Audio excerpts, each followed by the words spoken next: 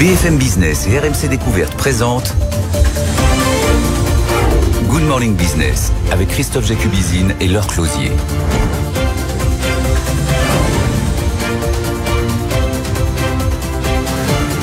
Bonjour à tous, nous sommes le lundi 22 août, il est 6h et c'est Good Morning Business en direct. Je suis ravie de vous rejoindre pour cette nouvelle saison. À vos côtés, Christophe. Bonjour Laure, bonjour à tous, je suis ravi également de vous retrouver. Merci. Après quelques années d'éclipse.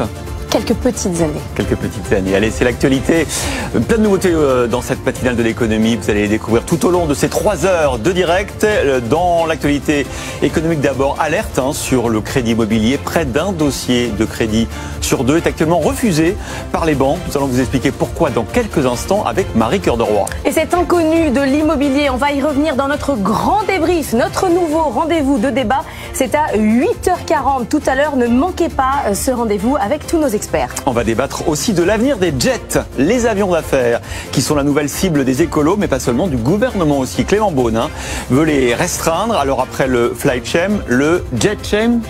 Oui, et puis sur ce sujet, les avis sont un petit peu partagés. Nous ne sommes même pas d'accord dans ce binôme. On en débattra tout à l'heure avec Jean-Marc Daniel, avec Stéphane Pedrazzi et Wilfried Galland qui nous donneront leur point de vue. Et puis vos économies ont fait des petits pendant l'été. Le bilan estival de la bourse est très positif, alors que la rentrée s'annonce pourtant incertaine. Décryptage d'Antoine Larigauderie à 6h30. 6h40, le décryptage aussi de la vie d'un retraité du football. Bakary Sagna sera avec nous. Qu'est-ce qu'il fait de son temps libre? Eh bien, il investit dans la French Tech. Sa pépite à lui, c'est Gravipack. Ça sera à 6h40. Et puis, il est 6h. C'est le journal de l'économie. C'est parti.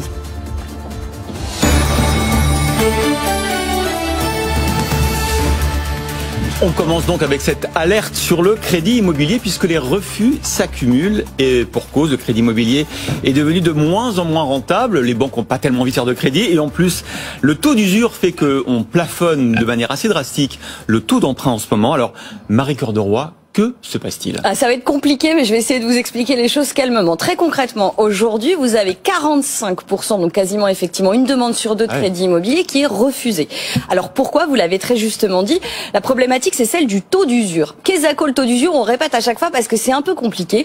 Le taux d'usure, c'est le taux maximal auquel les banques sont autorisées à prêter de l'argent. Normalement, c'est censé protéger les emprunteurs pour dire vous n'allez pas emprunter trop cher. Le problème, c'est qu'il est calculé de manière rétroactive tous les 3 mois. Et il prend en compte des chiffres qui datent du coup. Et on a un taux d'usure tout compris qui est extrêmement faible, alors que les banques, elles, très rapidement, tous les 2-3 jours, toutes les semaines, elles remontent le taux nominal, ce qui fait qu'on a ce qu'on appelle un effet ciseau. On a un taux d'usure qui est à 2,57% sur 20 ans, toute durée confondue. Il faut rappeler que c'est tout inclus. Tout inclus, y compris la réassurance de frais, les frais de dossier. Sauf que maintenant, on a un taux moyen sur 20 ans qui est autour de 1,85 à 90%.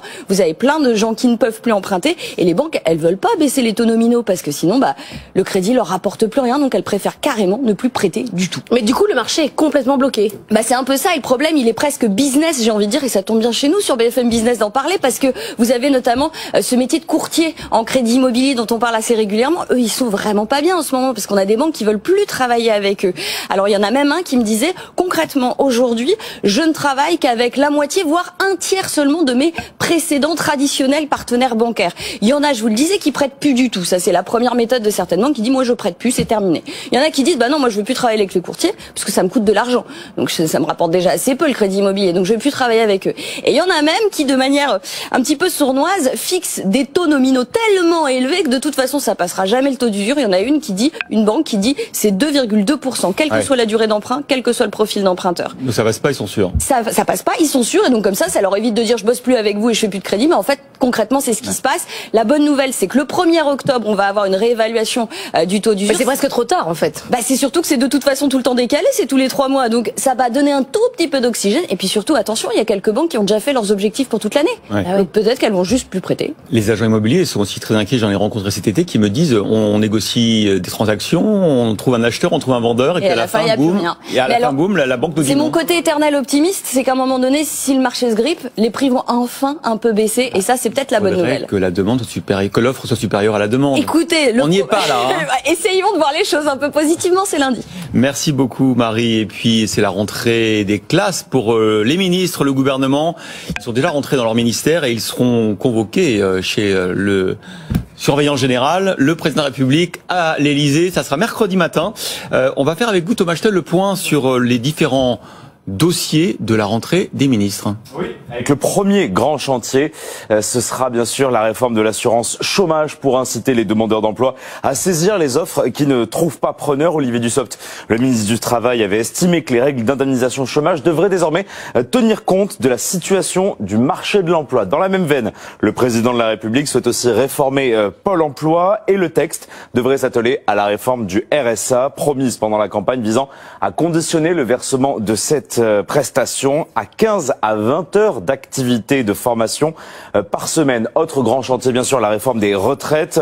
Emmanuel Macron a rappelé sa volonté de mener à bien ce texte. On doit faire cette réforme. Le chef de l'État table sur un décalage de l'âge de départ à la retraite à 65 ans à raison de 4 mois par an jusqu'au milieu des années 2030. Mais des arbitrages doivent encore avoir lieu après le fameux Conseil national de la refondation. C'est prévu le mois prochain et l'application de la réforme des retraites devrait être en vigueur dès 2023. Oui, puis Thomas, parmi les grands chantiers économiques de l'année, il y a la présentation du budget 2023, l'emploi, l'éducation, la défense. Ce sont les grands gagnants parmi les dépenses. Oui, Bercy prévoit pour la première fois de passer les 400 milliards d'euros de dépenses rien que pour l'État.